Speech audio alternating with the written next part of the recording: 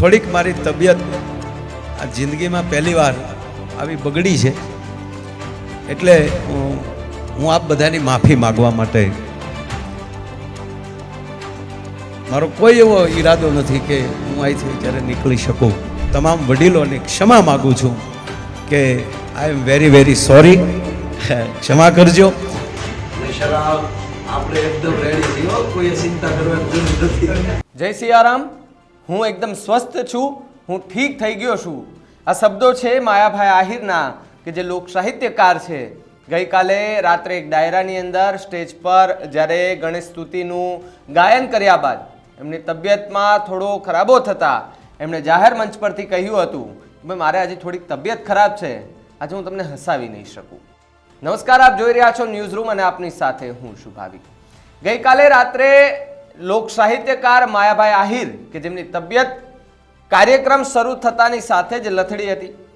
મહેસાણાના જુલાસણ ખાતે કાર્યક્રમ હતો અને કાર્યક્રમની અંદર સ્ટેજ પર જ્યારે ગણેશ સ્તુતિ ગાયન કરતા હતા ત્યારે પણ લોકો એવું કહેતા હતા કે આ માયા હતા તો નથી, આ કોણ છે?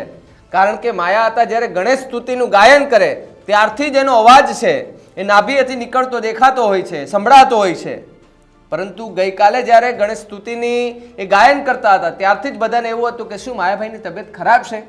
અને આખરે માયાભાઈએ પણ એ વાતની પુષ્ટિ કરી દીધી સ્ટેજ પરથી કે ભાઈ હા, આજે મારી થોડી તબિયત ખરાબ છે, આજે હું તમને હસાવી નહીં શકું. બધા લોકો મને માફ કરજો કે હું અહીંયા ડાયરામાં આવ્યો છું, પણ આજે જે મારે સાહિત્ય પીરસવાનું છે એ હું આજે પીરસી નહીં શકું. ત્યારબાદ માયાભાઈએ ખુલ્લા સ્ટેજ પરથી શું કહ્યું, પેલા વિડીયો શું, કોના કોના નામ લઉં, બધાને ત્યારે ખૂબ બધાએ આપણને મને વાત કરેલી. તો એના આવા ઉજળા પ્રયાસો બધાએ દાતાઓના હું અહીંયા આવી શક્યો.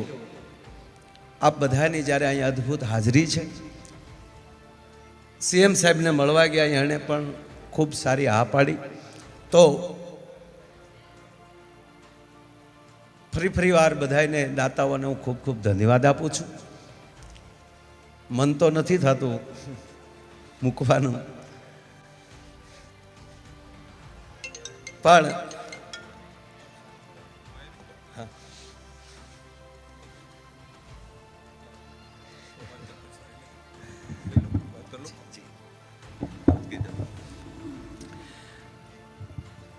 થોડીક મારી તબિયત આ જિંદગીમાં પહેલી વાર આવી બગડી છે, એટલે હું આપ બધાની માફી માગવા માટે, મારો કોઈ એવો ઈરાદો નથી કે હું અહીંથી જ્યારે નીકળી શકું. પણ આપ બધાને હું ખૂબ ખૂબ દાતાઓને પ્રણામ કરું છું, તમામ વડીલોને પ્રણામ કરું છું. પ્રમ દિવસે સીએમ સાહેબ પધારે ત્યારે પણ બધાએ ભાવથી, એટલે અત્યારે રાસ ગરબા માટે ની વાત છે કે બધાએ રાસ ગરબા રમજો. અને તમામ વડીલોની ક્ષમા માગું છું કે આઈ એમ વેરી વેરી સોરી, ક્ષમા કરજો. હલો,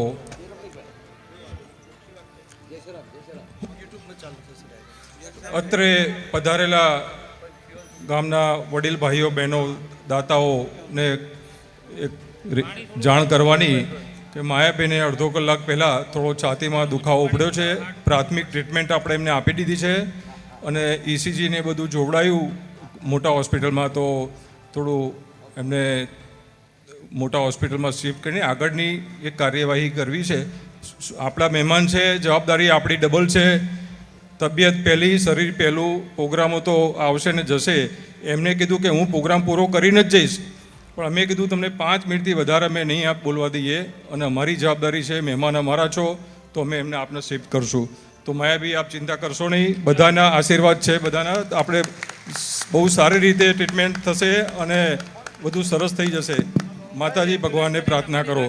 આખી ઘટના બની ત્યારબાદ લોક સાહિત્યકાર માયાભાઈ આહિરની તબિયત કાર્યક્રમ દરમિયાન લથડી હતી.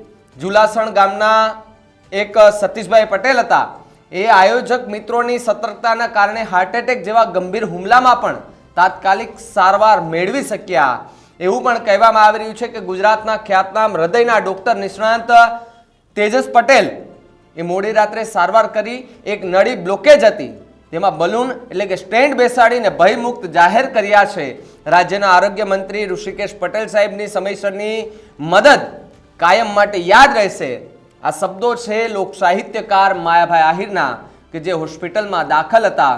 હાર્ટ એટેક જેવી એમની અસર થઈ હતી, એક નળી બ્લોક થઈ ગઈ હતી અને એમને બલૂન એટલે કે સ્ટેન્ડ બેસાડવામાં આવ્યું હતું.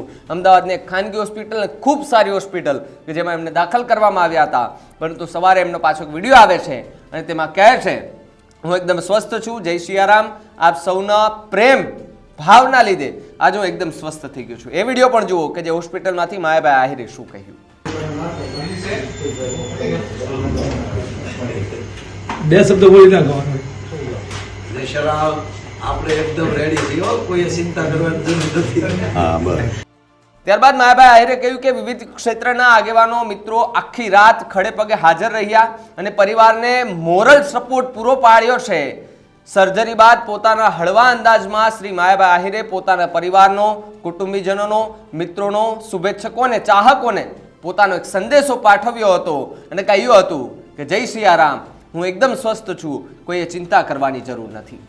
તો જ્યારે લોક સાહિત્યકાર માયાભાઈ આહિર કે જેમનું ખૂબ મોટું નામ છે, દેશ વિદેશમાં પણ ડાયરાઓ કરવા જાય છે, ત્યારે લોકોની એક ભાવના, પ્રેમ માયાભાઈ પ્રત્યે વધી જતો હોય છે.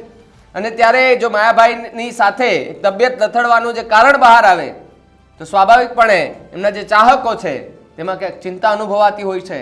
કમેન્ટોનો ઢગલો થઈ ગયો છે ગઈ રાત્રિ કે ભાઈ માયાભાઈ, માં સોનલ, માં મોગલ, આપણે કશું જ ન થવા દે, આપ વહેલામાં વહેલા સ્વસ્થ થઈ અને ફરી એકવાર ડાયરામાં આવો અને ફરી એકવાર ડાયરાની મોજ અમને બધાને મણાવો, તેવી લોકોએ ઈચ્છા વ્યક્ત કરી હતી.